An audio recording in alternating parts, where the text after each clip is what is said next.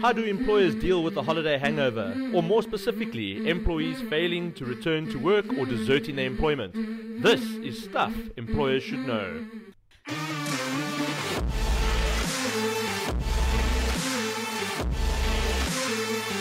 Welcome to Stuff Employers Should Know, the podcast navigating the legal complexities of South African employment and labour laws.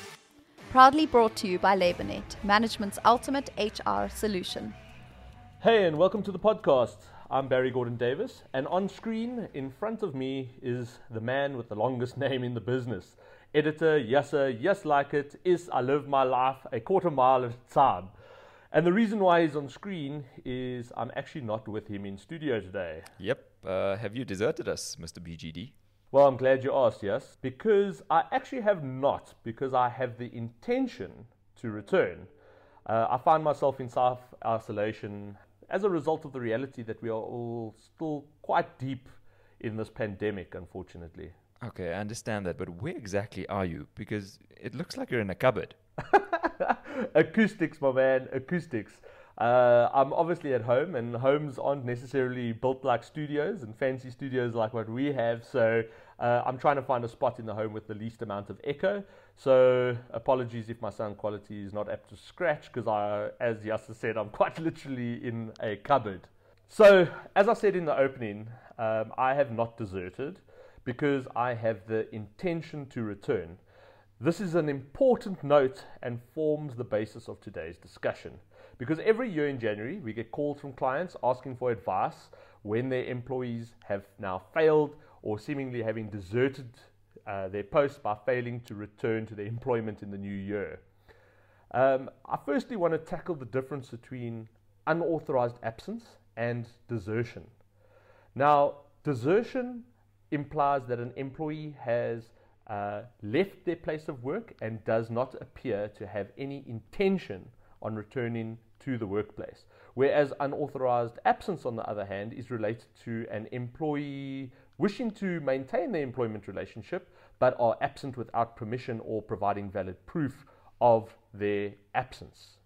Okay, Barry, so here's a burning question. How long do they have to disappear for before the employer can find them to have deserted, like you've said? So in South African labour law, it does not state how long. And as mentioned, it's actually related to the employee's intent. So the time period is all based on how long we can objectively determine that intent. But there is a general practice, which has also been confirmed by the CCMA, that waiting period should not be less than 5 days. But the amount that is determined is really also based on the company. So ensure that when you want to determine what that period is, that it's not sitting in a policy somewhere. But 5 days is generally the accepted amount. We need to note that during this period, there is an obligation on the employer to attempt to try and contact the employee. They cannot just sit and wait for time to tick by. I've been involved in many disputes in front of the CCMA where there's been a Gordon Ramsay moment, i.e. Please get the hell out of my kitchen, and the employee then goes and says, well, I've been terminated, and they go and refer a dispute, and then at the CCMA, the employer says, no, this employee actually deserted their employment. However, the employer during no time during that assumption that there was a desertion actually attempted at all to make contact with the employee to ascertain the intent to return. And there's often then this dispute as to whether there was a dismissal or whether the employee in fact had deserted from their employment. And Barry, when you say try to contact the employee, what is the accepted method for contacting the employee? So looking at information sheets that have been published by the CCMA, it's quite hilarious because it says that the best way for the employer is to send a telegram. Now, I don't know about you, yes, but I don't even know if telegrams still exist, and I doubt that if they do, most of us would even know where a facility to send one exists. But more importantly, what is important is being able to prove that the employer made reasonable attempts to contact the employee. This can be by calling them on their number, emailing, text messages, sending the employee correspondence via registered post is also probably one of the more acceptable uses. Just one thing on registered post. The CCMA also accepts that a registered mail that is sent to a last known address is seen to have been served within 7 days of it being sent. So if you're instructing somebody to return to work in that notice, make sure that you give them sufficient time if it's used via registered post. You can't expect somebody via registered post to respond the next day. Give them 7 days to respond. But at no stage during the process of texting, messaging, WhatsApping, whatever method that is made, the employer must not go and inform the employee that they have been terminated, because like with everything, there needs to be a fair and proper process. You may indicate in correspondence the potential consequences for their actions, but don't say you are terminated, because then what's the point of requesting their return? But what if you do not have the employee's latest details, or contacts do not exist, or are incorrect? I mean, people change their numbers so often. What happens then? Well, that's a great case for compliance, and we know that part of compliance is ensuring that the employer has the up-to-date details and personal details of their employees, and ensuring that periodically those details are kept up to date. So whatever the last known address is according to those details is what is usually used, because that's the information that was given to the company to use for certain circumstances. But if the employer does not have an address for the employee, the employer should make every effort to get a message to the employee via any other means. Let's say, for example, family members or next of kin that they had stipulated in their personnel file, emergency contact numbers and the like. But the employer has to go and demonstrate that it did all things reasonable to attempt to try and contact the employee to try and establish their intent to return. All right, that makes sense. What happens if the employee actually does respond? Where do we go to from there? So we send out a correspondence, and the employee does respond. Now, the whole purpose of getting them to respond is to determine their intent. So we want to go and investigate the reason for their absence, whether they have a valid reason. We know under COVID times there are a lot of instances where employees become hospitalized. There are certain circumstances where they might be incarcerated. There is also the common used excuse, I call it the bold and beautiful scenario, where we have characters that get resurrected from the dead. But they have to go and establish that there is a valid reason for their absence. But regardless of that, this can be done through a disciplinary process. So the employer still has the prerogative to take disciplinary action against employees who fail to prove, and the process then shifts effectively into unauthorized absence, where we've now established that the employee intends to actually return. But if the employee says, I do not want to come back, we get hooked up quite often as employers by saying, well, then you have to give us written resignation. If they say it over the phone and there's proof that they can say it, or even if they do it in writing doesn't necessarily have to be a formal correspondence letter that is signed and left on the manager's desk. It can also be a WhatsApp, it can also be a SMS, or any of the other methods of correspondence. But resignation or indicating the intent not to return can also be done by actions.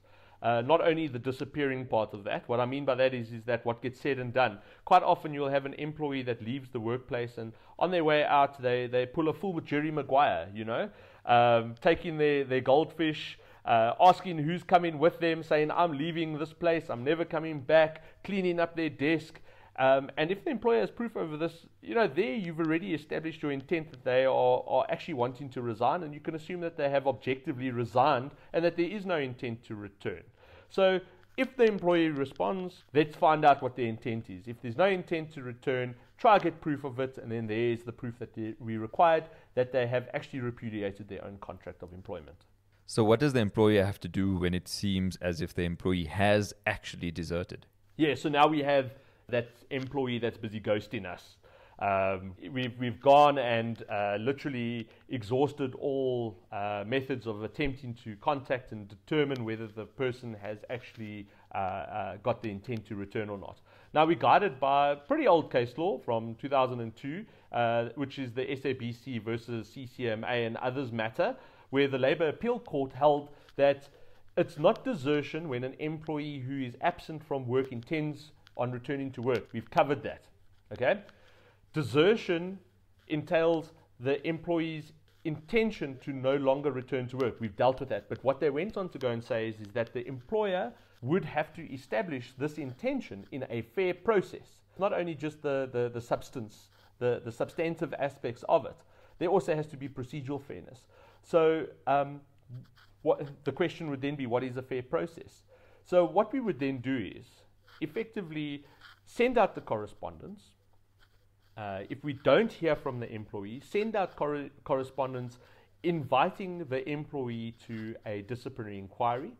That disciplinary inquiry will read out the fact that the employee has not stated that they intend to resign, and we are trying to establish their intent to return. So in that correspondence, we would then say, all right, here's a disciplinary inquiry for, and here's the thing, when you charge the employee, you charge them for unauthorized absence and or desertion from the workplace. The reason being is, if the employee arrives for that disciplinary hearing, you can then have a disciplinary hearing, as I explained, for unauthorized absence, and the charge of unauthorized absence would apply. However, if the employee does not attend, the investigation is then turned into one of an absconsion investigation or desertion investigation, where whoever is facilitating the process or chairing the process can then use the evidence of the submissions and the correspondence and the attempts to contact